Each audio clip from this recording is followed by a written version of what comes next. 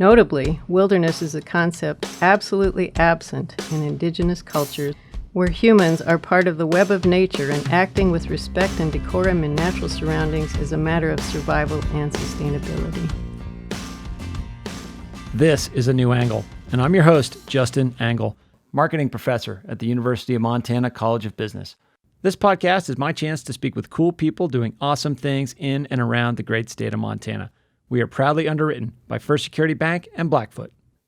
Hey folks, welcome back and thanks for tuning in. There's a bit of a backstory about this episode that you should know. Back in early March, I got an email from my dear friend from Cook City, Montana, Bo Fredland. Bo connected me with former Beartooth District Ranger Traute Parrie and told me a bit about the book project she and Jesse Logan were putting together, Voices of Yellowstone's Capstone, a narrative atlas of the Beartooth-Absaroka Wilderness. The email closed with, Traute might be coming through Missoula this afternoon and you two should really connect. You know, the Beartooths are an amazing place, and a quick internet search illuminated how amazing a person Traute is. So I gave her a call, and we were able to set a time to record. She also mentioned that Missoula adventure writer and photographer Aaron Teasdale had contributed to the project. Well, I know Aaron a little bit through mutual friends. I shot him a text to see if he could join us, and he was able to scramble his schedule as well. And as you'll hear, he actually joins our conversation midstream. So, yes, this was a bit of a scramble, but scrambled situations often make for my favorite episodes. The book is stunning and important, and I'm excited for you to learn all about it right now. Okay, so we're here today with Traute Parrie. Traute, thanks for coming by the podcast. Thank you. Thank you for having me. All the way in from Red Lodge. And Cook City right now. And so you winter in Cook City? This is our first winter there, but we'll probably be back. Oh, nice. It's such an awesome place. I mean, any time of year, but it's a special place in the winter. Oh, it is. Yeah. Yeah. So you were a ranger for 31 years? Yeah, I was with the Forest Service for over 31 years, I finished my career as the district ranger in Red Lodge for the Beartooth Ranger District of the Custer-Gallatin National Forest. Wow, that's a big job. It is. And, how much of that was spent in the field? I put a premium on my field time, so I would say not as much as maybe I wanted, but I did get out in the field a lot with both my employees, with our permittees, and other people that we interact with to manage those resources, so quite a bit actually. And explain to the listener, what is the job of a ranger? You bump into one on the trail or check in with one at the station or whatever, or you have sort of misconceptions from cartoons or whatever the case may be. Well, yeah, it's probably evolved from the days when there was just one ranger that covered 500,000 acres and was on horseback all the time. And nowadays, we have computers we have to work with, budgets we have to work with. And maybe there were always budgets, but especially the Beartooth Ranger District was a really interesting district, in part because of the Absaroka Beartooth Wilderness. Mm-hmm. That was a big part of the landscape there. So managing recreation in the wilderness, but also managing invasive species in the wilderness. A lot of research. People wanted to do research. People wanted to guide others, whether it's hunting and fishing and other experiences in the wilderness. But we also had a platinum mine right next to the wilderness boundary. Oh, okay. So we issue permits for the mine to operate there. We issue permits to the ski area. The Red Lodge Mountain ski area was on National Forest land. We issue permits to ranchers to graze cattle on National Forest land. There was even a wild horse herd on the prior district, or the prior unit of the district. So lots of different things going on. Yeah, and when did you retire? 2015. Yeah, do you miss it? Oh, I miss the field work, yes. I'm sure. Yeah, you probably don't miss the paperwork. No. And so since then, you've been living in Red Lodge, but now wintering in Cook City, probably skiing a bunch, and interacting with a lot of special people in my life, Bo Fredland being one of those, and you, and in collaboration with, why don't you tell the story? You have put together this amazing book, Voices of Yellowstone's Capstone, a narrative atlas of the Absaroka Beartooth Wilderness. The book is beautiful, and I want to hear all about it. But let's talk about how this sort of atlas book project came to be in your partnership with Jesse, your collaborator in this project. Yeah, when I retired, I took a sabbatical of about a year, and then a board member of the AB Wilderness Foundation approached me and asked me if I wanted to be on the board. And I said, well, I have a better idea. I'm better at projects, and I had envisioned doing an atlas modeled after Rebecca Solnit's atlases that were all based in cities. In this case, it was New Orleans. Okay. And tells the story of New Orleans. New Orleans' people. And you had spent some time in New Orleans, right? After Katrina? I did. Yeah. I was on a response team after Katrina. Okay. And that's sparked my interest in New Orleans, and I thought her book did a beautiful job of capturing the cultural resources in particular of New Orleans. And I wanted to see if we could apply that to the wilderness, because there was sort of a gap in the literature about the Absaroka Beartooth Wilderness. And so I proposed that idea to the board member, and he said, well, your timing's awfully good, because one of our fellow board members, Jesse Logan, was also interested in doing an atlas. And I think Jesse's vision was of a more traditional natural resource atlas, really beautiful GIS maps that would talk about or show the extent of grizzly bear habitat, for example. Sure. And so he and I got together. And Jesse's he's a naturalist. He's taught at Montana State, and I know he's an expert on whitebark pine. That was sort of how I interacted with him. He's a well-regarded scientist, particularly whitebark pine, entomologist. It's funny, I went bikepacking in Canada this summer, and I picked up a book about the beetles up there, and here's a paragraph. Well, not a paragraph, a chapter about Jesse Logan. Right.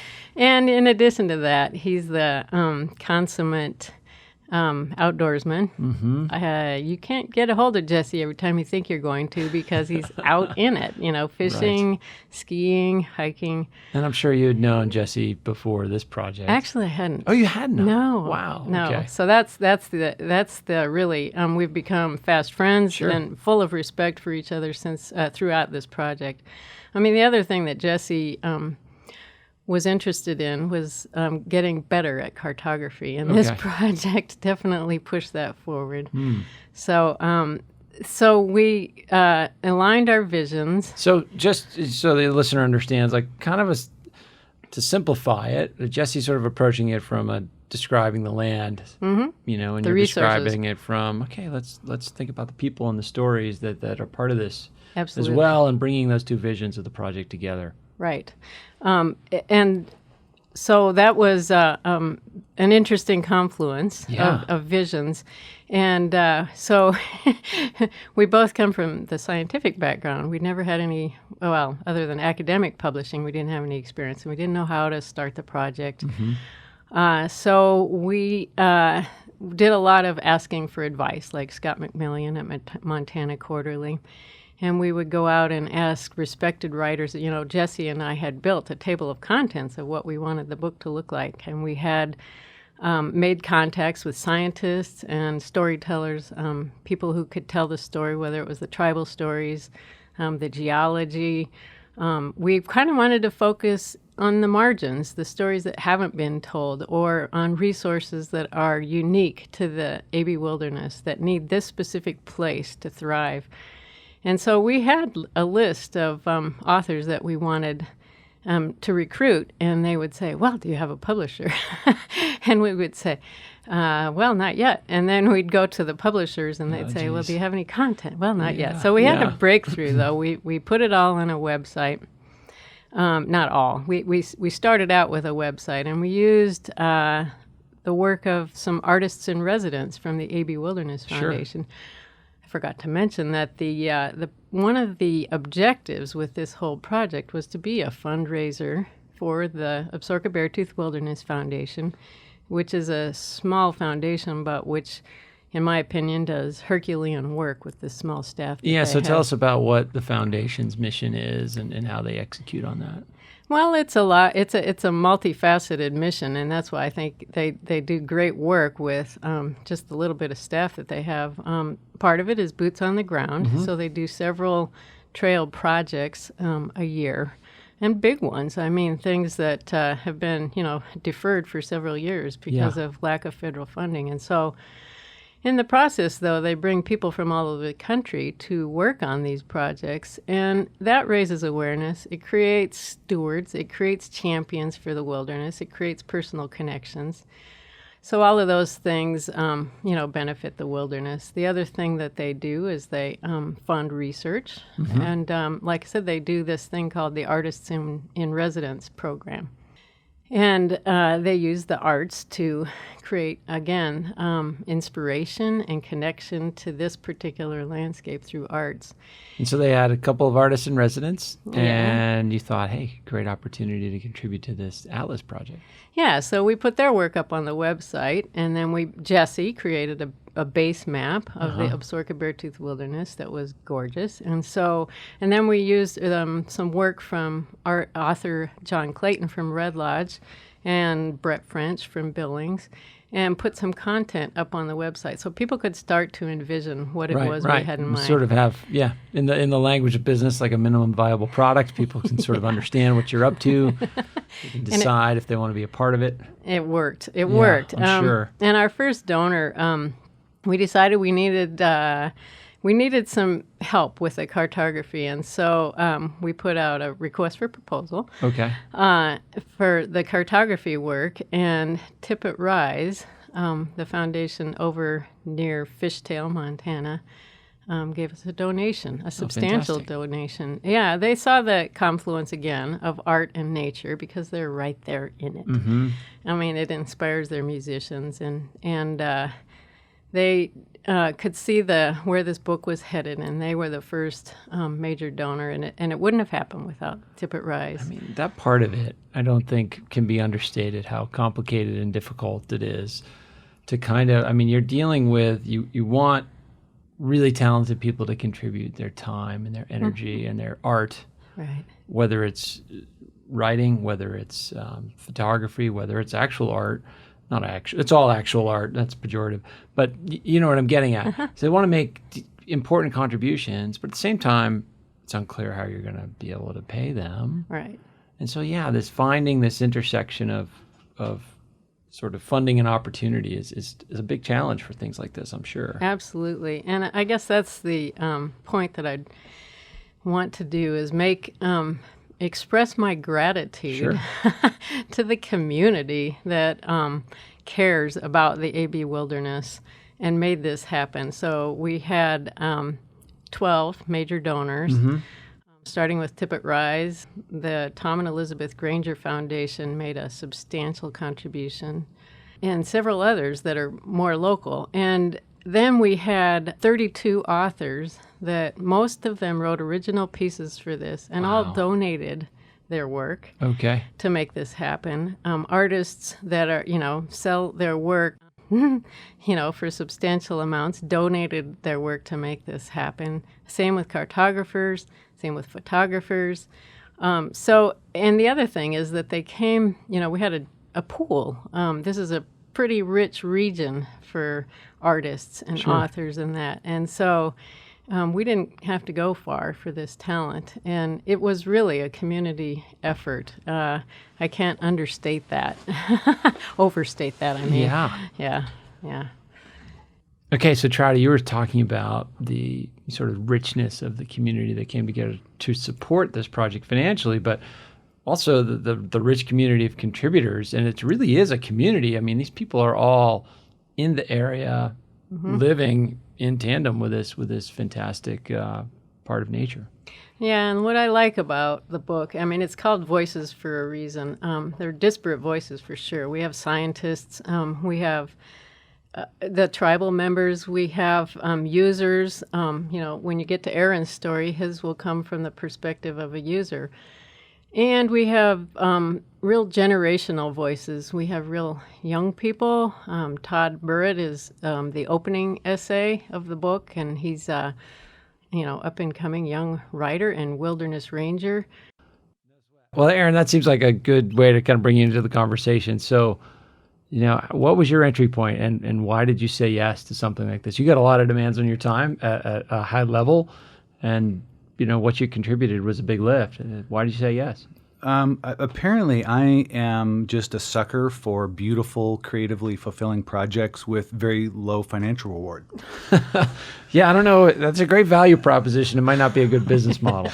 No, it's ironic that this is a business-oriented podcast and I'm on it. But I knew Jesse from years ago from doing magazine articles in Cook City on pine beetles and backcountry skiing, and we've skied together and developed a friendship. And so when he started working on this, he knew that I had spent a lot of time in the Beartooth with my father starting when I was 10 years old. Right.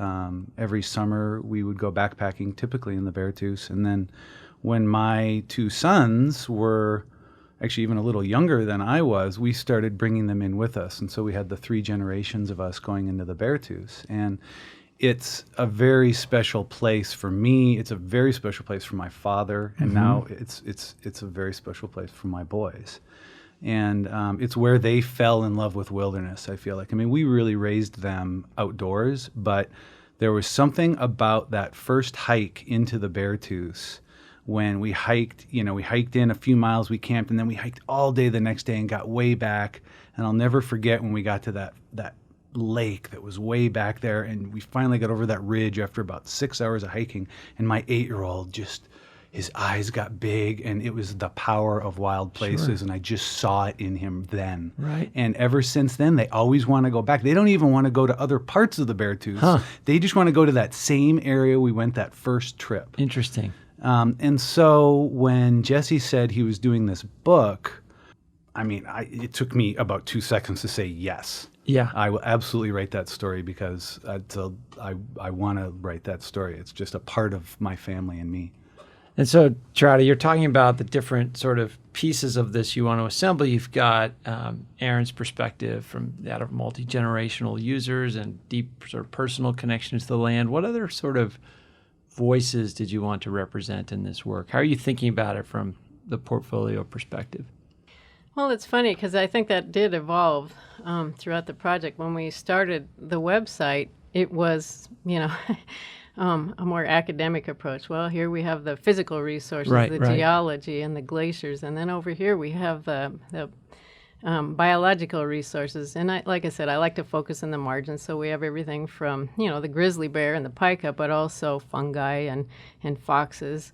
And then we had the human sense of place, but then we realized, or at least it became important to me, to not separate the resources from the human side. Right.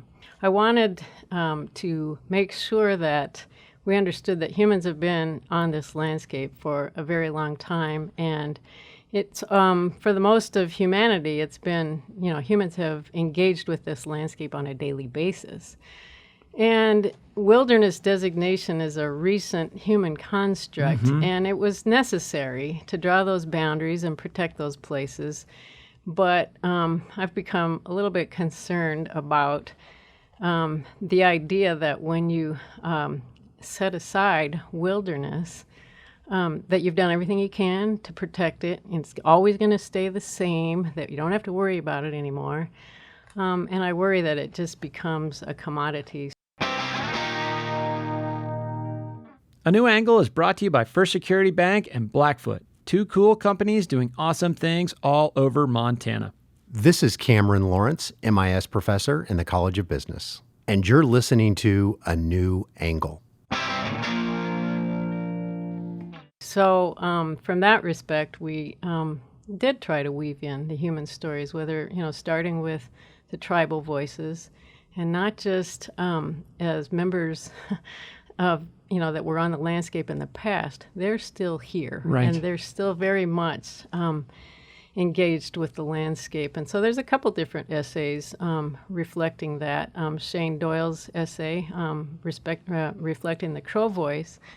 And then Lauren Roush, who is a teacher on the Crow Reservation, and is, making sure that the Crow youth are still engaged in that landscape. And he has an essay on what he has learned from Crow youth and the fact that they don't even have a separate word, a translatable word for wilderness. Yeah, so that comes up poignantly in your opening essay when you talk about the work of William Cronen and his views of what wilderness is and isn't. It looks like you might be about to quote a piece of your essay there.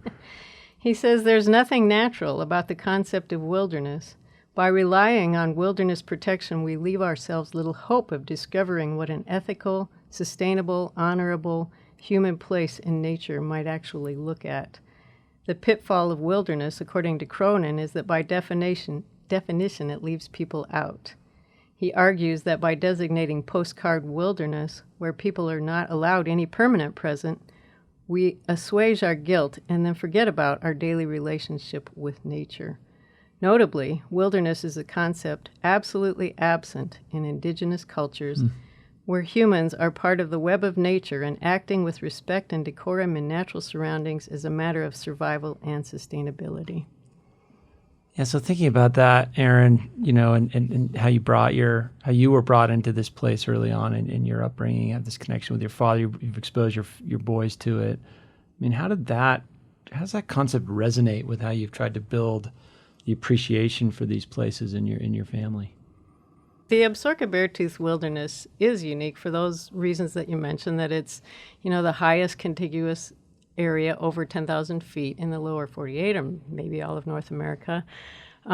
It's interesting, when we visited with Hank Raitt, and we didn't get his biography into this book, but he talked about before the Absaroka Beartooth Wilderness was designated, there were 3 separate primitive areas that were mapped. And they had corridors that went, say, from Big Timber over to Slough Creek, for example. And the wilderness fight that occurred in the 60s and 70s, it was an amazing piece of collaboration that's illustrated in Ed Kemick's essay to make this a more cohesive landscape with the wilderness. So that's one thing. So it has been at risk for development. There's mining right up to the edges of the wilderness on many sides, actually. Sure. And it has other things that challenge its viability. That's one of the things that I think is interesting about the geology essay. We think that, rocks have been the same throughout time. And his essay demonstrates how dynamic the landscape itself is. And of course, it's all, the change is being accelerated by climate change. And we definitely did not ask our scientists to, make a focus on climate change and how things are affected. But it came up as a theme throughout many of the essays, and just, what that means to individual resources. Sure. And Aaron, you've made a career out of trying to illuminate some of these issues through your written words and your photography. You talk about how this place in particular, sort of in your experience with these trips in with your dad, sort of motivated some of those life choices. Absolutely. I had no idea as a kid that I would end up living this way in perpetuity, as far as just always. I think what it showed me as a kid was, because there was a time as a teenager where I dreaded the backpacking trips. Yeah. I grew up in Minneapolis. It's like, we're going to the mountains again, man, when I was like 15. It's going to be hard. They're going to make us walk all day. And sleep in a tent. And then Sound like my kids. Yeah. But I mean, this is something for all parents to keep in mind, is keep making them do it. Yeah. Because by a certain point, I don't know when it was, 18 or something clicked. And then I wanted to do it. And then I graduated college and we kept doing it. And we've done a trip every summer since. Often to the Beartooth. I think what started to happen is I kept wanting to explore. The Beartooths were an incredible place to explore. And as I grew older and more independent, I kept exploring. I kept exploring the world, wanting to see places, often wild, natural places. And I started writing stories about it because I was so enthralled. And that just organically grew into a career as a writer. It was not a plan. I didn't study writing. And now, I kept thinking, I got to take advantage of this last summer after college because then I'm going to have a job and I'm not going to be able to keep doing this cool stuff outside all the time. I didn't know then that actually was my life and was going to stay my life, and it was going to become the through line for everything I've done since. Yeah, and how did that become apparent to you? Like, there must have been a moment where you're like, wow, I can sell my photos or I can sell my writing and this could actually be a career. Yeah, it happened when I actually was doing a trip up on the Whitefish Range up in northern Montana, and a buddy and I got lost and everything went wrong and it was a total nightmare. And I wrote a really long story about it and sent it into a magazine. Mm-hmm. And it was way longer than anything they'd ever ran. I had no sense of anything. And they called me a few months later and said, yeah, we want to run it. Can you cut it down by like 90%? But all of a sudden, I got a paycheck for a story, and I thought, oh, this is a thing. And I've been doing it ever since. Yeah, and doing it really well. Well, trying. Well, yeah. And so how do you see your piece fitting into this puzzle? I mean, did you have much of an understanding of all the other voices that Traute and Jesse were trying to represent here? Yeah, I did. And I think they did a beautiful job of really bringing in a diversity of perspectives, the science, the history, the people. I think it's fantastic. And, they told me they wanted me to help bring in, I guess, exactly what I did. This sense of this modern human connection to this place and what it can mean to us now. Mm-hmm. So I was really happy to do that because, writing this story for me, this was not a hard story to write. I just sat down and just spilled it out. Sure. It's a pretty vivid memory. And in fact, if you're willing, we'd love for you to read a little passage from kind of the opening part of your essay about this trip into this sort of triple generation trip into the wilderness with your family. Yep. By bringing me here as a child, my father passed on to me his love of wild places, a love carried on from my grandfather. Now my son's excitement sent a warm shimmer through me, as if I was coming here again for the first time and everything was right in the world. As much as anything I can teach them as a father, I want my boys to know the power and peace of wild country. Since those early trips with Dad, I've spent much of my adult life exploring the planet's untamed landscapes. It's here I've come to see ravens and trout and goats and marmots as kin, fellow passengers on this fecund orb spinning through the cosmos. I've learned to embrace the wild spirit of this world, no matter how some try to pave it away, and believe this wildness is the wellspring of vitality in the biosphere and the core frequency that unifies all life. I want my children to know this primordial energy, to feel it in themselves, to understand the current of this world. So, as ever, I return to the Beartooths. That's beautiful. Keep taking your kids, right? Absolutely. Keep taking your kids. So, Traute, in your years as a ranger, I'm sure you saw countless sort of families experiencing the wilderness and sort of learning some of these lessons in real time. What was going through your mind when you'd see families like that? What would you think about? I think that's kind of what it's all about. Yeah. Is this respect for each other is kind of developed through experiencing wilderness and wanting to respect the wilderness and pass it down for, as we've heard, 7 generations.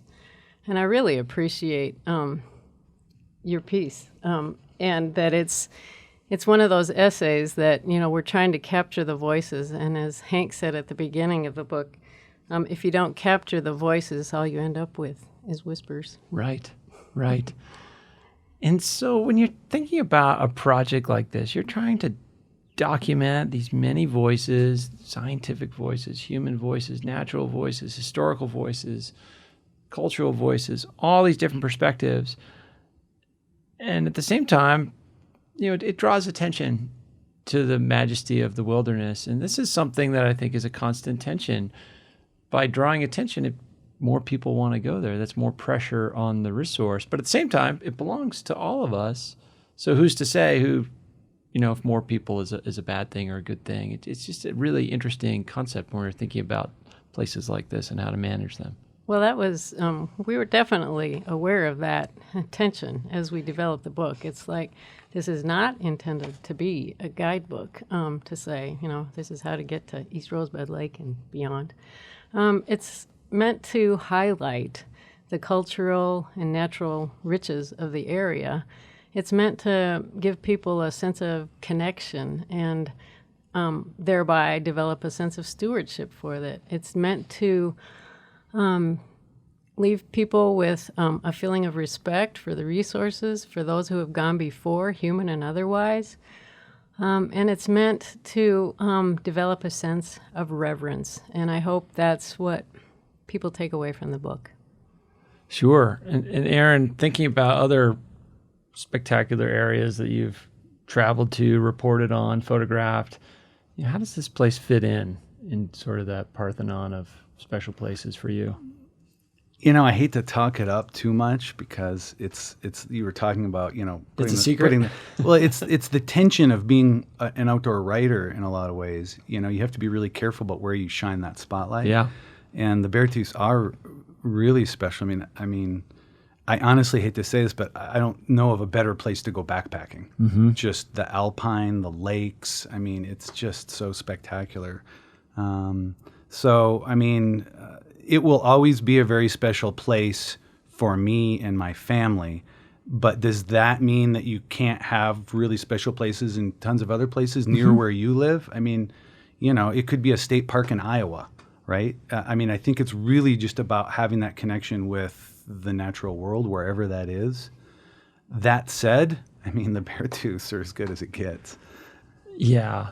And, how has it changed over the time you've been there? You've seen population change, climate change.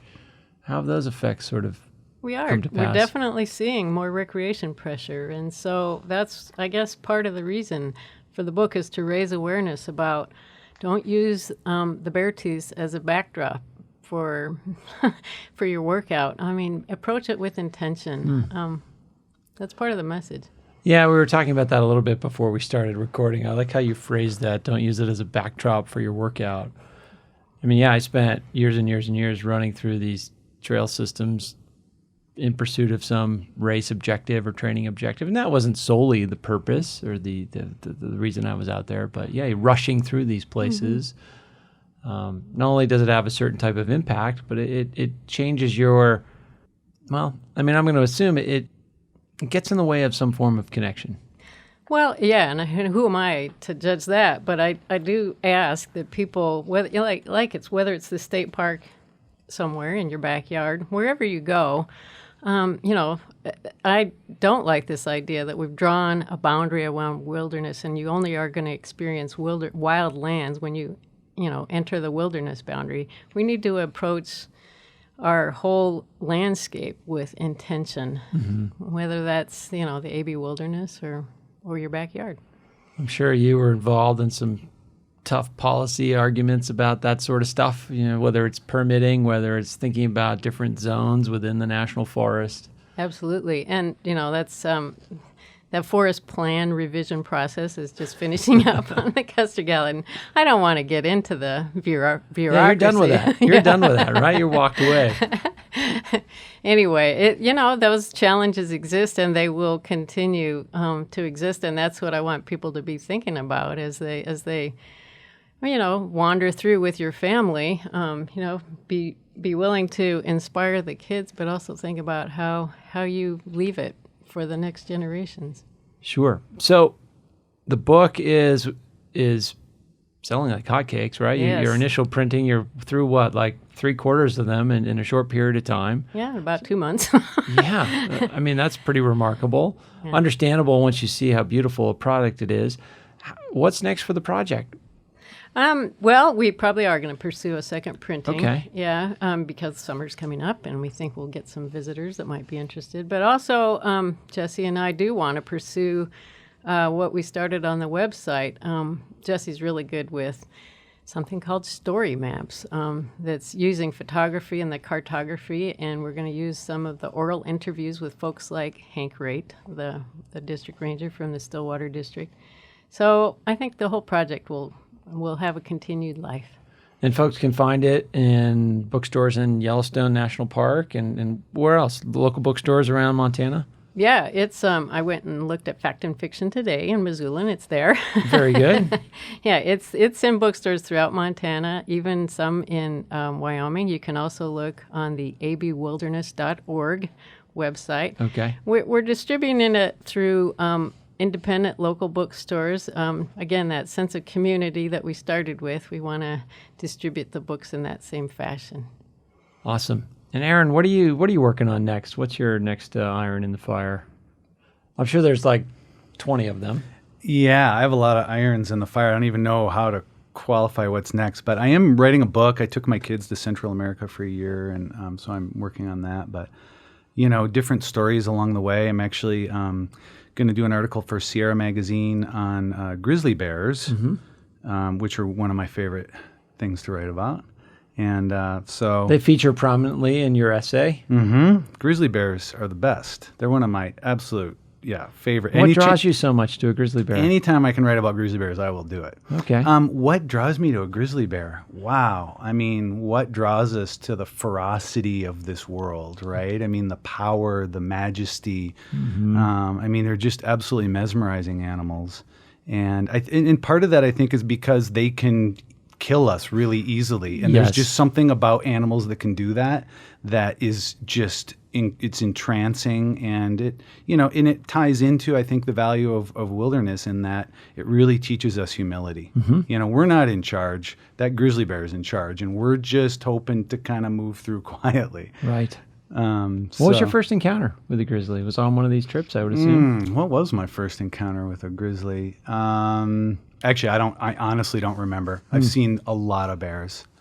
I can't remember which one was the first grizzly. Anyway, so you're working on this book about grizzly bears. Yeah. Working on this article about grizzly bears. Article. Yeah. And I mean, I write about a variety of stuff. There's a couple guys that just skied across the Arctic Ocean. Oh, wow. 88 days. They reached their ship on the other side of the Arctic ice sheet on their last day of food. Wow. They were unrescuable the whole time. So I'm writing a feature on that for National Geographic that's going to be really cool. I'm really excited about it. Unrescuable. So no aircraft could get to them. Right. Just too remote. You can't land there. You can't land. There are some places, but no one's set up to do it. Wow. Yeah. That's amazing. When's that going to come out? It's going to be out in a couple months. Okay. I like that. Yeah. Okay. So this is an awesome project. I was really excited to be able to meet the two of you, to share the story, and just celebrate this amazing collaboration. It's beautiful, and thank you so much for leading this charge and getting in touch to share the word. Well, thank you, Justin. Appreciate it. Yeah, thanks for having me. It was great. Thanks for listening to A New Angle. We really appreciate it. And we're coming to you from Studio 49, a gift from University of Montana alums Michelle and Lauren Hansen. And remember that A New Angle is supported by CED, Consolidated Electrical Distributors. These guys pretty much sell anything electrical you would ever need, but they also hire a ton of our students. If you want to learn more about jobs at CED, visit cedcareers.com. Before we go, I want to thank some important peeps. Our awesome interns, Aspen Runkle and Max Gibson, Jeff Ament, John Wicks, and VTO for the tunes, and finally, props to Jeff Meese, our master of all things sound. Finally, if you have any questions, suggestions, comments, insults, whatever, please email me at anewangle@umontana.edu. Help us spread the word, and be sure to use the hashtag #anewangle when you do. Thanks a lot, and see you next time.